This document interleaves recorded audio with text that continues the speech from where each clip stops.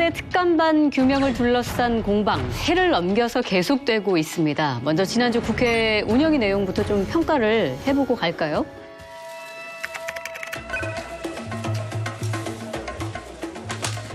국회 운영위원회를 개회하겠습니다.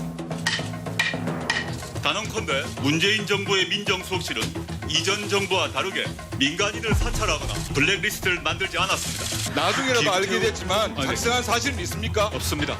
없다고요? 네, 김태우 비서관. 정말입니까? 네, 전혀 사실이 아니라고요? 네, 책임질 있는 거죠? 있습니다.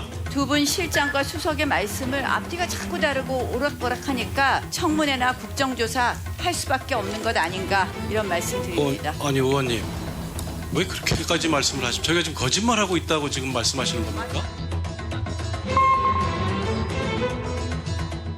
산회를 선포합니다. 총평을 해보자면 청와대는 잘했어요. 그리고 야당의 창은 너무 무디었어요. 청와대에서는 지금 임종석 비서실장하고 조국 민정수석이 같이 나와서 같이 앉아가지고 한 사람이 좀 주춤거리면 옆 사람이 막 도와주고 뭐 이런 식으로 팀워크로 일을 했죠. 효율적으로 작동했던 것 같고. 반면에 야당은 뭐 이제 이런 외유를 갔다 오셔서 그런가 어쩐가 전혀 팀워크가 없었어요. 준비도 굉장히 부족했고 그러다 보니까 그 방패를 뚫지 못했죠, 전혀. 이건 뭐 참패가 될 수밖에 없는 게 사안 자체가 그렇잖아요. 이게 뭐냐면 이제 미꾸라지가 물을 흐리고 있었는데 감찰이라 이제 뚝배기에 딱 담긴 거예요. 이분이 이제 곧 불이 들어올 걸 알잖아요. 그러니까 뛰쳐나가려고 했는데 이걸 갖다 딱 보고서 와 승천하는 용이네.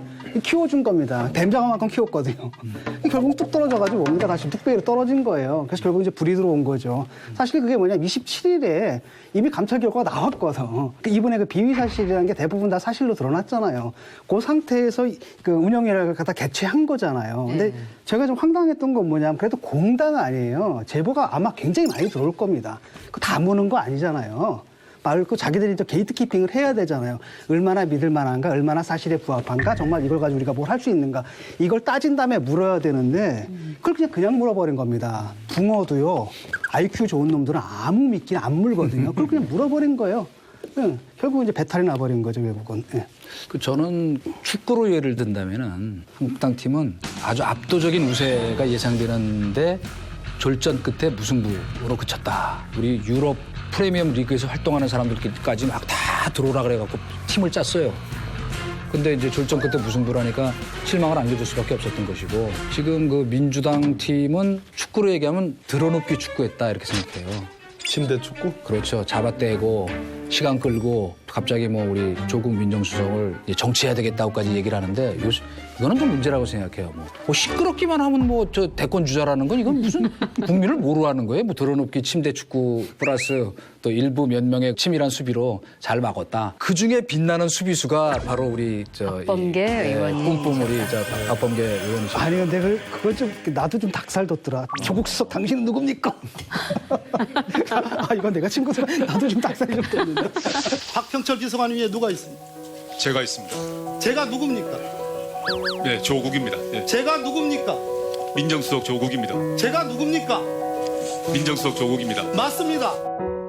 저는 긴급 투입이 됐거든요. 그러니까 이제 하루 전에 통보를 받았는데 문재인 대통령께서 조국 수석의 출석 문제 때문에 김영균법이 통과가 안 된다면 이건 말이 안 된다. 그래서 이제 고리를 풀으셨는데 야당 특히 자유한국당 원내대표이신 나경원 원내대표를 비롯해서 지도부가 필살기가 있는 줄 알았어요. 근데 막상 열어놓고 보니까 아무것도 없었던 거예요. 김태우란 전 그 검찰 수사관이 그 목록을 찍어 보낸 107건의 그거 외에는 아무것도 없었던 거예요. 오히려 그거보다는 하루 전에 있었던 대검 특별 그 감찰 결과 3가지 비위사항이 적나라하게 드러나면서 이 사람이 폭로하는 그 순수성이 완전히 훼손된 거죠. 네. 몇몇 의원님들이 약간 팩트와 다른 그런 소위 이제 헛발질을 했고 그 중에서 아주 열심히 하신 분이 계십니다. 저하고 이제 붙었던 그 의원님이신데 그 부분도 역시 제가 보기에는 탄탄한 논리와 법리에 기초하지 않는 그냥 의욕만 앞서는 느낌이었어요. 제 질의 시간에 그럼 제 질의 시간에는 보통 누구든지 서로 뭐 자기 생각과 안 맞다 하더라도 개입을 하면 안 되거든요. 근데 계속 개입을 하셔가지고 제가 그 유명한 들어! 요 이렇게가 됐죠. 됐는데 그때 그 장면이 뭐냐면 이런 식으로 얘기하는 거는 저는 곤란하다고 생각이 들기 때문에 들으세요 좀!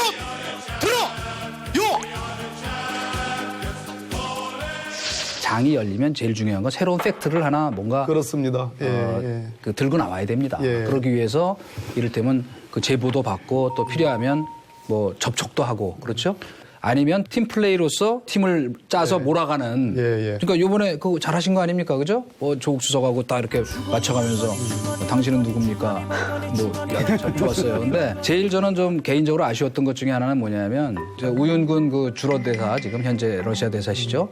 그분과 그 장시간의 1,000만 원 그 수수. 그 뒤에 보니까 이 장이라는 사람이 뭐 그것도 어디까지 신뢰를 해야 될지 모르지만 녹취록을 또 갖고 있다고 지금 또 주장하고 있잖아요. 그리고 그 우재창 전 의원에 대한 도로공사 커피점 그 특혜 의혹 같은 것들은 전혀 다뤄지지 않았는지. 그래서 저는 이런 의심까지 했어요. 국회의원들끼리 자기네 일들은 좀 봐주는 건가?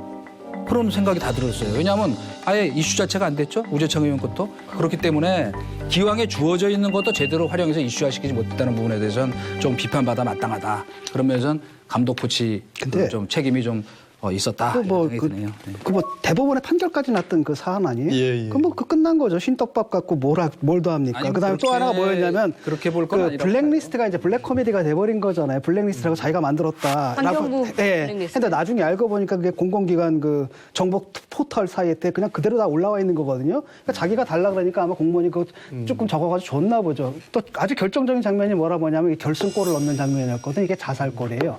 김정주 씨. 야, 나 처음에 그걸 딱 보니까 그 녹음 딱 들을 때 와 이런 일이 다 있었어. 24명의 관계자 그만둔 사람 중에 한 사람입니다. 한번 들어보시죠. 저는 한국환경산업기술원에서 환경기술본부장으로 근무했던 김정주이고 이번에 보도가 된 환경부 블랙리스트의 가장 큰 피해자입니다. 저는 2017년 8월 30일 폭행과 허위사실 유포로 정든 직장을 떠날 수밖에 없었습니다. 이 사람이 20대 국회의원 비례대표 무슨 당인지 아세요? 새누리당 23번입니다. 지금 아니 제가 보기에는 이런 정도 가지고 이걸 폭로라고 얘기한 이거 안 됩니다. 근데 그분 요번에 연말에 연기 대상 받아야 돼요. 야, 세상에 2년 임기 다 채우고 말이야. 1년 더 하셨더라고. 근데 탄압을 받았다. 이게 말이 됩니까, 정말? 이 대목이 굉장히 중요한 대목인데요. 네. 그 질문을 하고 나서 바로 직후에 제 비서관이 저한테 메모를 딱 주더니만 의원님 이 사람 임기 다 채운 분이에요. 그 메모를 딱 줬어요. 그리고 출처가 어디예요. 그래서 제가 딱 직감적으로 이건 대대박이다. 대대박이다. 빨리 내 차례가 지리 차례가 와야 되는데 이건 초대형. 근데 임종석 실장께서 이 쪽지를 받아가지고 바로 얘기를 해버렸어요. 네. 보여주신 김정주라는 분 3기 임년을 정상적으로 마친 것으로 확인했습니다. 퇴임사까지 다 정상적으로 마치고 퇴임하신 것으로 조금 아까 저희가 확인을 했습니다. 자유한국당 같은 경우는 그걸 봐야 되잖아. 아니, 자기들이 비례 23번 줬잖아요. 그걸 자기들이 모르고 있으면 어떡해. 그거는 뭐 그다음에 임지를 채웠는지 안 채웠는지 비판받아 마땅해요. 기본적인 팩트 체크는 해야 되잖아요. 그것도 안 했다는 얘기죠. 그날 이제 얘기했던 것이 주로 이제 지금 말씀하신 것처럼 우윤근 대사님의 얘기, 또 공공기관 330개 공공기관에 관한 보고서들 뭐 이런 얘기들이 주로 됐는데 그 330개 공공기관 그 평가 보고서도 이미 이제 공개 사이트에 다 있는 내용이기도 하지만 내용적으로 보면 거기에 뭐가 빠져 있냐면 이게 들어가 있어야지 말이 돼요. 뭐냐면 평판조회라는 겁니다. 소위 평판. 그 사람이 뭐 평소에 술을 많이 먹고 다닌다, 또 뭐 여자가 어떻다, 뭐 예를 들어서 지역사회에서 어떻게 평가를 받는다, 돈을 밝힌다, 뭐 등등의 이런 그런 것이 들어가 있었는데 그것이 빠져 있음으로써 그게 안고 없는 찐빵이 돼버린 거예요. 근데 이제 지금 그 뒤에도 계속해서 나오고 있잖아요. 이를테면 지금 조국 수석이 330개 기관에 대해서 리스트 만든 것은 불법적인 일이 아니다. 합법적이다라고 얘기했는데 사실은 리스트에 보면은 그 옆에 평판조회라고까지 얘기할 수는 없지만은 이 사람은 본래 뭐 누구 추천으로 됐다든가 어떤 성향이 있다든가 하는 그런 정도의 부기돼 있는 것들이 꽤 있었거든요. 네. 거의 없는데 성향은 아니고요. 아니 있었죠. 이 사람은 무슨 출신이다. 이 사람은 예를 들면 뭐 누구와 가깝다는 정도까지는 그런 거는 이제 있었어요. 포탈을 찾아보면 다 나올 만한 그런 그렇진 일들이에요. 않죠. 예. 그거를 말하자면 조사를 했다는 것이 문제고 그렇게 얘기하면 곤란한 게 그러니까 이 정도의 공격도 예. 못했어요. 자유한국당이 만약에 뭐 제가 이걸 걱정할 일은 아니지만 문재인 정부의 민생이란 문제 또는 경제란 문제를 끈질기게 물고 들어갔으면 훨씬 국민적 호소력이 있었을 겁니다. 그런데 난데없이 민간인 불법 사찰이라는 기본권과 관련된 얘기를 과거 민간인 불법 사찰의 그림자가 하나도 가시워지지 않은 그 9년 동안의 이명박 박근혜 정부의 그 승계인들이 지금 그런 얘기를 하는 거에 대해서 진보 진영은 뜨악하는 거고 보수 진영도 그 정도 뭐 이런 면이 있는 거예요. 그랬을 때 제가 보기에는 핀트를 잘못 잡았다 이런 말씀 드립니다. 박범계 의원님이 굉장히 지금 자신의 차 있으신 것 같아요. 아니요 그런 차원의 얘기를 하는 거예요. 이번에 이제 김태우 수사관이 제기했던 것들은 굉장히 국민들이 관심 가져하는 재료인데 이 재료를 가지고 좀 음식을 만들어라라고 그 장을 만들었는데 그 요리사들이 전혀 실력이 형편없어갖고 망쳐버린 거예요. 그런데 야당을 이겼다고 해서 국민의 의혹이 완전히 없어진다라고 생각해서는 저는 안 된다는 거고요. 이것은 언젠가는 다시 문제가 될 소지가 있다. 왜냐하면 잘 규명이 안 됐기 때문에 이렇게 형편없는 이번에 위원회를 했기 때문에 언젠가는 이게 뭐 수사든 나중에 특검이든 뭐든 간에 다시 한번 정리를 하고 갈 수밖에 없는 상황이다. 그러니까 지금 뭐 여당 입장에서 너무 이게 다 해결됐다 이렇게 생각하실 상황은 아니고 우리 장진영 변호사님은 분노를 해야 될 부분이 어느 부분이냐면은 이명박 박근혜 정부에서 지금도 재판이 진행되고 있는 그 민간인 불법 사찰. 이명박 정부 때 국무총리실 장진수 주무관 기억나실 겁니다. 잊혀질 수 없는. 그렇죠. 그 특검까지 갔어요.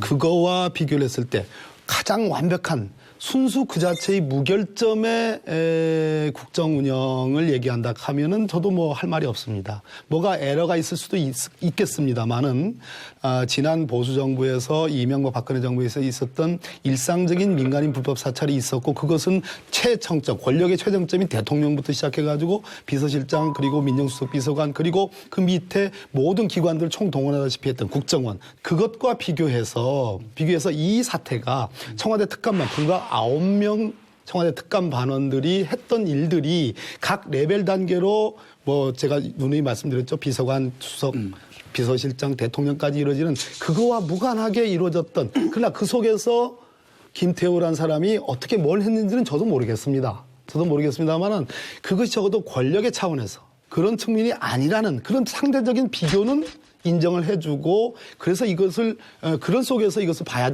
된다는 얘기를 하는 거예요. 아니 이명박 박근혜 예? 정권의 이 그런 점은 분노하죠. 그런 점은 분노를 했기 때문에 전혀 분노하는 것 같지 않아 보이고 그리고 그건 잘못 상대적으로 일방적으로 생각하시는 거예요. 훨씬 좋아지고 있고 훨씬 정말 이 개선되고 있고 아주 작은 거에도 우리가 정말 살을 내는 그런 아픔을 느낄 정도로 분명한 변화가 있고 국민들이 알고 있는데 그렇기 때문에 이것이 양심이냐 앙심이냐 했을 때 양심이 훨씬 높지 않습니까? 자, 진 교수님 의견. 아니, 요건 제가 반박을 할게요. 아니, 요건 제가 말씀을 하고. 왜냐하면 저에 대해서 계속 말씀하셨기 때문에 지금 문재인 정부가요, 자꾸 그 이명박 박근혜 정권하고 비교를 해서 우리가 쟤네보단 잘한다라고 생각하는 것은요, 국민의 기대 수준하고 전혀 안 맞는 겁니다. 국민들은 이명박 박근혜 정권보다 잘하는 문재인 정부를 얘기하는 게 아니고요, 완전히 다른 문재인 정부를 기대하는 겁니다. 아시겠습니까? 그거를 저는 지금 책임자들이 꼭 아셔야 된다고 생각하고요. 사찰과 관련해서는 완전한 다른 정부라는 말씀 제가 드리는 거예요. 지금 이번에 보세요. 김태우 수사관이 박형철 지금 비서관의 그 비위에 대해서 지난주에 검찰에 들어가면서 얘기한 게 있잖아요. 그게 내용이 뭐냐면 박형철 비서관 자기가 그 김태우 수사관이 첩보를 올렸는데 그 내용 중에 박형철 비서관의 친구에 관한 내용이 있는데 그 박형철 비서관이 그 감찰 정보를 그 친구한테 흘렸다. 이런 내용을 공개적으로 얘기했단 말이죠. 역시 마찬가지예요. 역시 김태우의 일방적인 주장만 믿고 있는 거예요. 변호사라는 믿는 게 분이 아니고요. 믿는 게 아니고. 그럼 상대적으로 제가 변호사가 아니면 이런 얘기 안 합니다. 근데 제가 가만히 들어보니까 팩트를 다루는 데 있어서 균형이 있지 않아요. 제가 보기에는. 제가 좀 그런 측면은 그게 아니고 정당이기도 하지만 기본적으로 법률가이기 때문에 팩트를 다루는 데서는 균형 잡히게 말씀하시는 그거는 확인이 필요한 부분이죠. 그러나 그런 의혹을 제기를 했고요. 그런 의혹 제기는 국민이 기대하는 문재인 정부의 모습하고는 동떨어진 거다라는 그걸 지적하는 겁니다.